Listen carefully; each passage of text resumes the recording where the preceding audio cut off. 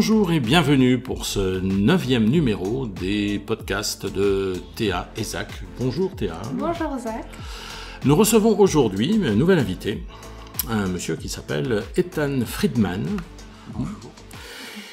Vous avez une formation à la base d'ingénieur informaticien et en fait votre particularité, en dehors de votre cursus professionnel, et que vous recevez régulièrement des rapports quant aux avancées de la faction PK11, dite Dragonfly, de la Prakanda Selamunka.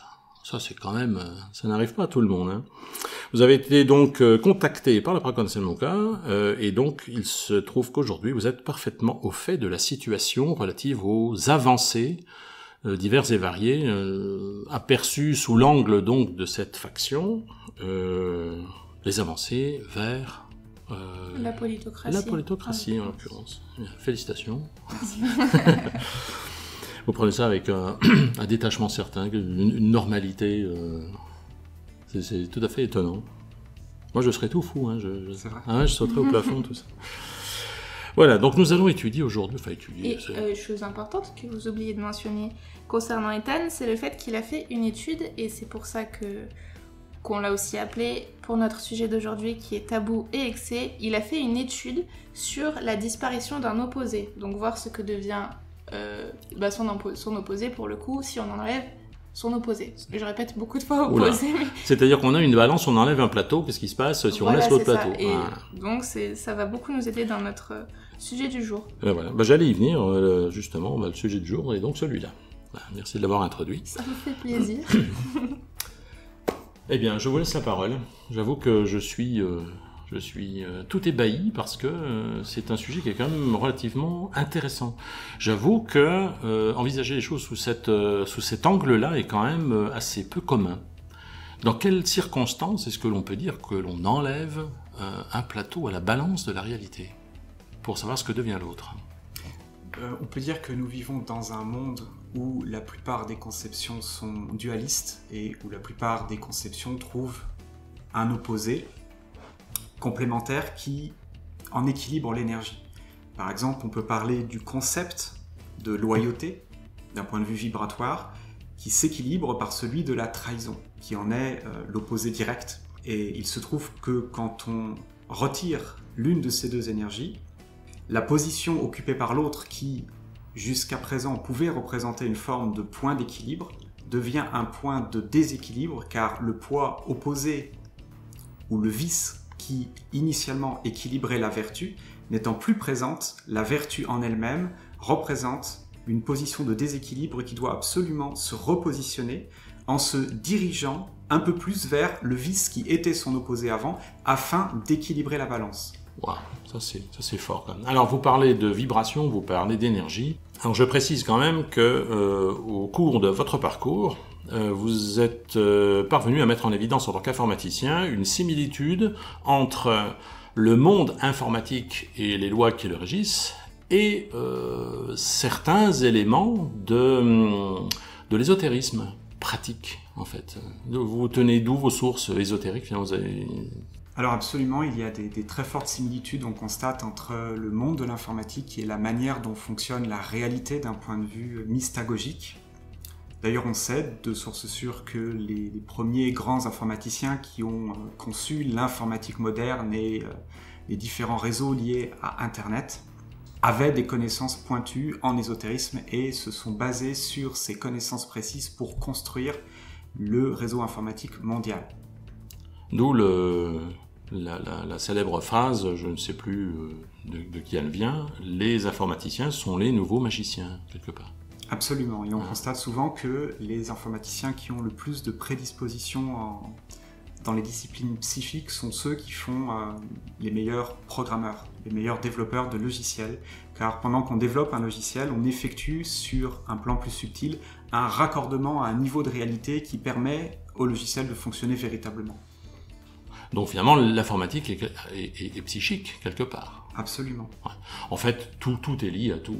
Les sciences ont été méthodiquement séparées d'un côté quelque chose, de l'autre l'autre. On a nié l'autre, on a gardé la première partie. Et finalement, ça fonctionne Et si ça s'équilibre, en fait, tout est la même chose. Ah ben voilà. Donc d'où notre sujet d'aujourd'hui, tabou et excès. On n'a pas choisi de sujet particulier pour parler d'un tabou ou d'un excès dans un sens ou dans l'autre. C'est vrai que beaucoup de sujets pourraient faire des exemples assez intéressants. Mais on s'est dit pour le coup que vous en aviez certainement, au vu de vos cas d'études, des beaucoup plus pertinents que ceux qui pourraient nous passer par la tête. Alors je rebondis juste sur l'argument que vous donniez tout à l'heure, en rapport avec le fait qu'une vertu finalement pour s'équilibrer avec le vice qui disparaîtrait devrait se rapprocher de ce dernier pour éviter une distanciation trop importante et créer donc ce fameux déséquilibre. Donc ça veut dire d'une part que on assiste a priori en ce moment à une forme de disparition d'un vice. Alors est-ce que les pratiques vicieuses, quoi qu'il puisse s'agir, disparaissent effectivement ou leur implication est différente, voilà. Et d'autre part, cela voudrait dire que pour équilibrer une vertu qui était là pour faire contrepoids par rapport au vice qui lui était complémentaire, il faudrait, pour que cette vertu reste vertueuse dans une nouvelle définition de la réalité, devienne plus vicieuse. C'est difficile à comprendre. En un sens, c'est un peu l'idée.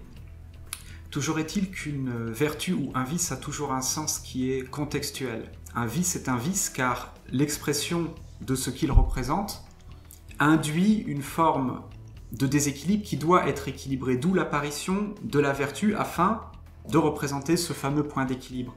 Le vice n'est pas un problème, il est simplement un mode d'expression inadapté car soit le dosage est mal évalué, soit le contexte dans lequel il s'exprime est inadéquat. Mais ce même vice, replacé dans une juste position, peut représenter quelque chose, au contraire, de très intéressant dans un contexte où il va représenter un équilibre nouveau.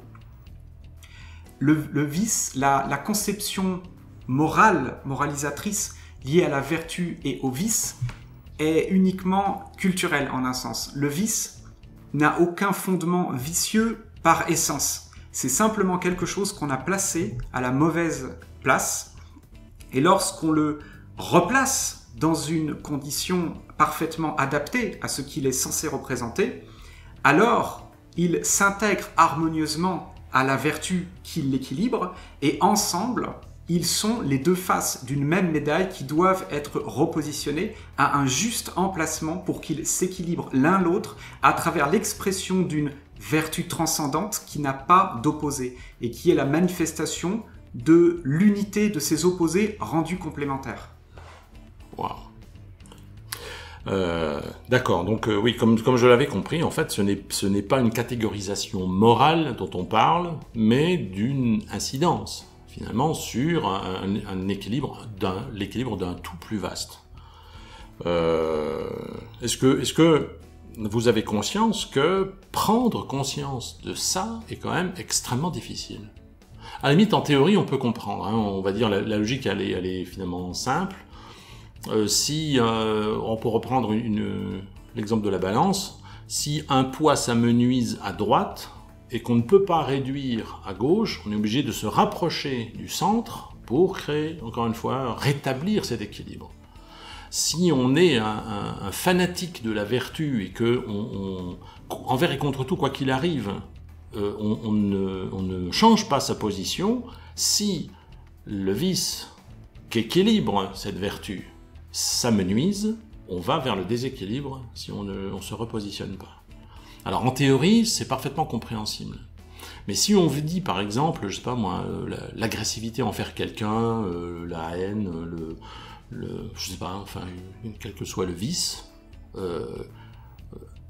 est-ce que ce vice disparaît dans l'attitude des gens ou est-ce que son implication est différente? Qu'est-ce qui se passe au niveau du vice? Avant de parler de la rectification à entretenir au niveau de la vertu qui lui est complémentaire, ce vice, il devient quoi? Comment va se manifester la modification, l'allègement dans le giron du vice? Est-ce que les gens sont en train d'être moins vicieux, ou alors l'implication de la mise à exécution de leur vice sera moins incidente? Qu'est-ce qui se produit? Parce qu'on dit on a un allègement, un amenuisement au niveau du vice qui demande une rectification au niveau de la vertu qui lui est complémentaire. Ça, c'est ok, mais d'une manière pratique, il devient quoi ce vice? Il disparaît? Qu'est-ce qui se passe? Le vice se transforme pour retrouver sa juste place. On peut prendre un exemple dans tous les domaines. Certains exemples, néanmoins, sont plus parlants que d'autres. On peut par exemple prendre l'exemple de la sexualité. Il y a des pratiques reconnues comme des déviances avérées. Par exemple, le viol. Quelqu'un qui veut avoir une expression de sa sexualité vertueuse va de fait exclure toutes les formes de sexualité qui sont considérées comme des perversions. Que ce soit le viol, la nécrophilie, la pédophilie ou n'importe quelle déviance sexuelle unanimement reconnue, ou presque, comme telle. Et ce faisant, il va s'amputer d'une possibilité particulière qui n'existe que dans ces déviances-là. Ce qui ne veut pas dire qu'il faut plonger dans ces déviances, mais réussir à comprendre en quoi elles contiennent un élément que les autres éléments ne contiennent pas, et comment, dans un juste dosage, réussir à incorporer cette énergie, cette vibration, à l'intérieur du tout vertueux, ce qui a tendance à faire en sorte, en apparence et en apparence seulement, de rapprocher la vertu du vice. C'est systématiquement l'impression que ça donne, et ça donne l'impression qu'on va vers une déviance. Alors qu'au contraire, une fois que le vice a subi une transformation profonde de sa nature et cesse d'exister en tant que vice, le fait de refuser de faire ce travail, ce qui est quasiment systématiquement le cas parce que ça fait peur et parce que le vice et la vertu ont eu une expression relativement stable sur le très long terme, donc on finit par être considéré comme des formes de constantes, raison pour laquelle une morale relativement rigide en un sens s'est construite autour de ces éléments considérés comme des variables immuables dans leur fondement, alors qu'elles ne l'ont pas toujours été, et de loin. Mais cette stabilité sur une durée relativement conséquente a fait en sorte qu'on a pu attribuer une vision dualiste manichéenne à ses opposés. Certains étaient bons et souhaitables, d'autres mauvais et déviants. Et le fait de réintégrer tous ces éléments à l'intérieur de soi fait qu'on exprime dans une juste proportion ces éléments, tous sans exception, à travers une expression plus vaste, plus holistique et surtout plus unitiste, qui ne rejette absolument rien. Prenons par exemple l'exemple du viol. Tout le monde s'entend à dire que le viol est une déviance, ce qui n'est absolument pas nié. Que se passe-t-il lorsque le viol perd son caractère déviant ? Ce qui caractérise le viol est avant tout l'absence de consentement. Un violeur qui se revendiquerait comme tel en disant « je suis un violeur attaché à une droiture dans l'expression du viol », qu'est-ce qui me distingue d'un violeur qui ne l'est pas? Je suis un violeur qui respecte le consentement. Donc stricto sensu, je n'en suis pas un. Mais en me revendiquant comme tel, je manifeste cette expression, ce mode d'expression du violeur à travers une expression qui n'est pas déviante, mais qui en donne l'impression. Et ce faisant, je réintègre cet élément dans ma sexualité pour qu'elle englobe un aspect beaucoup plus vaste. Ceux qui sont attachés à une sexualité saine et qui vont observer mon comportement vont systématiquement avoir l'impression, sans même forcément pouvoir mettre des mots dessus, mais ils vont le ressentir, que je me rapproche d'une expression déviante. Mais en analysant plus en détail et plus en profondeur mon mode d'expression, ils ne vont pas réussir à mettre le doigt sur cette déviance, car en un sens, elle n'a pas d'existence réelle. On ne peut pas reprocher à un violeur qui respecte le consentement d'être un violeur. Même s'il prend cette teinte vibratoire, en un sens, c'est une odeur que l'on récupère, ou une couleur. C'est comme si certaines couleurs ont toujours été associées au vice, car tous ceux qui ont exprimé le vice ont toujours porté une tenue rouge, verte ou bleue. Donc si je me mets à intégrer ces couleurs dans des tenues que je souhaite porter, on va me reprocher d'avoir une expression vicieuse. C'est exactement la même raison. Si par exemple, tous ceux qui ont utilisé des couteaux étaient des meurtriers, et que je prône l'utilisation d'un couteau pour manger alors que personne ne le fait, on va avoir l'impression que j'ai une manière de manger qui exprime une déviance. Car systématiquement, il y a un amalgame entre l'outil, le couteau, et l'usage qui en a été fait, qui, dans la majorité des cas, était déviant. Il en va de même par rapport à toute forme de dualité. Par exemple, le mensonge et la vérité. Il y a des cas où le mensonge peut être absolument vertueux, nécessaire et même impératif si on veut respecter une valeur holistique plus grande. Si le sort du monde dépend d'un mensonge et que le fait de mentir, et il y a des cas concrets qui pourraient se présenter dans la réalité du quotidien, si le fait de mentir à ce moment-là permet de sauver le monde d'un cataclysme et que le fait de dire la vérité le plonge dans le gouffre, alors si je souhaite exprimer la doucereuse vertu de la vérité, je serai co-responsable, ou même directement, pleinement responsable, d'une catastrophe planétaire. Je serai propre sur moi, du moins j'en aurai l'impression, j'ai exprimé la vertu qui a induit quelque chose d'absolument catastrophique et même cataclysmique. Alors qu'en acceptant à ce moment de mentir dans des conditions de légitimité authentique, à travers un mensonge qui ne me profite pas à moi-même, mais qui profite à tout le monde, et où le refus de son expression risquerait d'être catastrophique, alors j'exprime à travers un vice apparent, le mensonge, une vertu plus grande. Mais la plupart des gens qui ont menti, volé, triché, tué, etc., l'ont fait dans une intention déviante pour un intérêt personnel. Et la différence ici, c'est que le vice apparent, qui n'en est pas un dans l'absolu, mais qui n'en est un dans le mode d'expression que dans la majorité des cas d'utilisation qui ont été rencontrés au cours des siècles et des millénaires précédents, ce vice-là, qui n'en est pas un, devient une nécessité pour préserver quelque chose de plus grand, de plus important et donc forcément de plus vertueux. Quelque chose qui n'a pas d'opposé et qui est beaucoup plus proche de la manifestation d'une unité retrouvée à travers la réconciliation de ces opposés complémentaires. Oui, il y a bien l'expression populaire qui dit « toute vérité n'est pas bonne à dire ». Effectivement. Mais oui, c'est costaud quand même. Est-ce que vous pensez, parce que là vous n'allez pas vous faire des amis dans le camp des détracteurs de Gérard Depardieu, hein. On en parlait dans les podcasts précédents. Est-ce que vous pensez que la population humaine actuellement a la maturité de conscience nécessaire pour arriver à comprendre ça ? La théorie est relativement simple à intégrer dans la mesure où c'est quelque chose d'absolument naturel. C'est comme des variables qui équilibrent une équation. Lorsque on a une équation, on a deux côtés, un côté à gauche, un côté à droite. Et nous devons trouver la valeur d'une variable qui équilibre l'équation. Par exemple, 2x² plus 4x moins 5 égale 0. Quelle valeur de x permet d'équilibrer l'équation, de faire en sorte que cette égalité soit pleinement reconnue comme telle. Si l'équation en elle-même se met à se modifier et qu'on refuse de modifier la valeur d'une ou de plusieurs variables, alors l'égalité cesse d'être vraie et on devient co-responsable d'une situation de déséquilibre. C'est quelque chose qui, d'un point de vue théorique, est donc très facilement accessible en termes de compréhension. Là où ça devient plus difficile, c'est dans les cas concrets. Les gens sont toujours d'accord sur le principe, mais lorsqu'il s'agit de concrètement voir en quoi il y a un changement à opérer dans sa vie ou dans sa conception du monde, là ça freine, car il y a des résistances intérieures et inconscientes extrêmement fortes à l'idée d'exprimer certaines choses qui, pendant des millénaires, des dizaines ou des centaines de millénaires, ont été associées à des vices qui ont causé énormément de souffrance dans le monde. C'est un conditionnement acquis depuis longtemps, donc c'est vrai que s'en déloger n'est pas extrêmement... Qui plus est, les vertus sont devenues aussi mièvres parce que les vices devenaient pires, et les vices ont pu devenir pires parce que les vertus devenaient d'autant plus mièvres, et finalement c'est... Qu'est-ce qui vient de l'autre, la poule ou l'œuf, quoi, finalement, le ça serpent tourne... qui se mord la queue.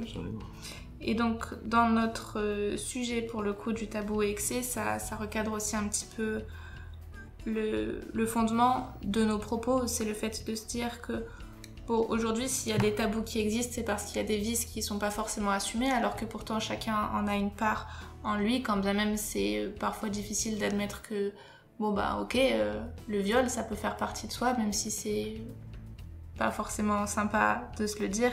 Et dans le cas contraire, du coup, les excès, les gens, si on parle de la sexualité, qui vont faire du porno, mais des choses vraiment trash, ou par exemple du SM, des choses qui vont... Des choses violentes. Voilà, violentes, qui vont peut-être choquer, même les jeux du sang et tout ça, dans la sexualité, ça peut aller vraiment très loin. Et donc il démesure ça complètement, le principe primordial de la sexualité, pour pouvoir revenir à un espèce de centre. Et si chacun revient un petit peu au milieu, et ben le vice et la vertu en l'occurrence cesseront de s'exprimer de cette manière pour pouvoir simplement être la sexualité. Voilà. Là, on parle de vice au niveau de vice sexuel ou comportementaux en général, mais est-ce que ça concerne toutes les balances de tous les opposés finalement? Absolument. Wow. Sans exception. J'aimerais prendre un autre exemple également.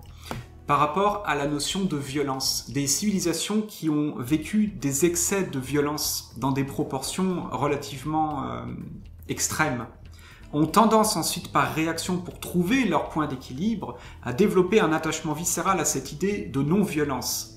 Et ce faisant, ils tombent dans une forme d'excès inverse qui, pour eux, intérieurement, représente un point d'équilibre par rapport à leur vécu.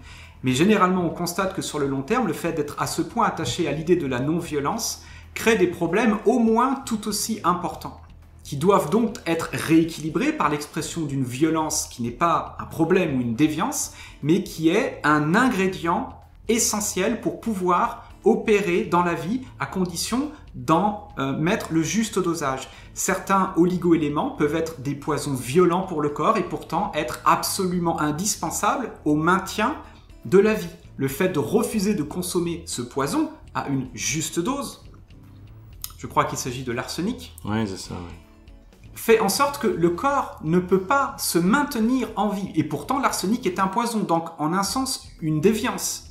Mais le fait de condamner et de rejeter cette déviance sans comprendre qu'à une juste dose, d'une manière particulière, elle représente une nécessité impérative, on condamne le vivant à une mort certaine. Comme le fait que l'oxygène crée une oxydation au niveau des tissus du corps. Donc les tissus sont oxydés de fait par l'élément qui est nécessaire qui assure leur survie. À une époque, l'oxygène était un poison violent pour la majorité des espèces vivantes. Est-ce pour autant un vice en soi? Actuellement, on aurait beaucoup de difficultés à s'en passer. Et pourtant, à l'époque, c'était vu comme un déchet. Bon, finalement, est-ce que vice et vertu ne sont que des visions mentales, culturelles? C'est ce que vous disiez un petit peu au départ. Très majoritairement. C'est vraiment étonnant. C'est vrai que dans ce contexte, on peut se dire qu'on se dirige vraiment vers un nouveau paradigme. Pas d'enfoncer les portes ouvertes, mais c'est vraiment... Le paradigme du point d'équilibre. Oui, mais c'est ça, en fait. L'unité, c'est ça. C'est pas simplement être copain avec son voisin qu'on n'aime pas trop. Ça va quand même infiniment plus loin. Ce qui est une question, au final, uniquement de bon sens. On peut aussi parler de paradigme du bon sens. Dans un gâteau, tous les ingrédients sont intéressants. Si quelqu'un se met à faire un gâteau en mettant que de la farine, le résultat sera absolument catastrophique. Est-ce une raison pour condamner la farine et dire, du coup, on ne va plus jamais en utiliser? Le résultat sera tout aussi catastrophique, mais d'une autre manière. La question, c'est chaque ingrédient a un juste dosage et au bon endroit et de la bonne manière. En fait, c'est une vision complètement alchimique, puisque ça rejoint une citation de Paracelse, qui a été abondamment décriée et niée par la science contemporaine, évidemment, et qui disait c'est la dose qui fait le poison. Donc on est dans cette logique-là. Je souhaite rebondir par rapport à un argument, car je sens déjà les questions à ce sujet. Pour certaines formes de déviance, qu'entend-on par point d'équilibre? Prenons par exemple la pédophilie. En quoi dire que de la pédophilie dans un juste dosage correspond à quelque chose de souhaitable? Je vous le demande. Voilà, je sens d'ici les réactions. Déjà, il faut comprendre ce qu'on entend par pédophilie. L'abus sexuel des enfants est une déviance à réprouver. Mais le concept, qu'est-ce qu'on trouve dans pédophilie? Pédo, les enfants, et phile, qui aiment les enfants. Des gens qui vont être très exposés, comme c'est le cas de ce monde, à la déviance que représente la pédophilie au niveau planétaire, pour trouver un point d'équilibre par rapport à ça, vont généralement avoir tendance à prendre une distanciation affective totale par rapport au concept même de l'enfant. Parce que sinon, ça lui donne l'impression de sombrer dans cette déviance. Et du coup, il prend une distance disproportionnée par rapport aux nécessités, en voulant se prémunir d'une déviance qui là, en l'occurrence, n'en serait pas une. En ce sens-là, c'est l'excès uniquement qui conduit à l'abus qui est à réprouver. D'accord. Tabou et excès. Je recentre pour oui, qu'on garde bien le titre. mais c'est ça, en fait. C'est ça. C'est fascinant, franchement, c'est vraiment Oui, c'est fascinant. vraiment intéressant et ça permet aussi à chacun de pouvoir prendre un peu plus de recul sur le pourquoi du comment il se retrouve dans cette situation où il fait les choix qu'il fait, pour compenser quoi potentiellement ou pour aller dans quelle direction. C'est intéressant. Mais c'est plus que ça. Franchement, vous prévoyez de faire une conférence Pourquoi pas? hein, ça peut J'y être avais intéressant. pensé. C'est vrai? Oui. Franchement, c'est un sujet absolument fascinant. Bien, ben, les amis, je pense que nous allons mettre un terme à ce podcast, si intéressant soit-il. On a un petit peu débordé, mais enfin, c'était pour la bonne cause. Merci Ethan pour ces excellentes explications. Merci beaucoup à vous. Théa, portez-vous bien. Mais vous aussi. Je vous donne rendez-vous la semaine prochaine. Nous vous donnons rendez-vous la semaine prochaine, à la même heure, pour de nouvelles aventures. Bye bye. Allez, bonne semaine à vous, au revoir.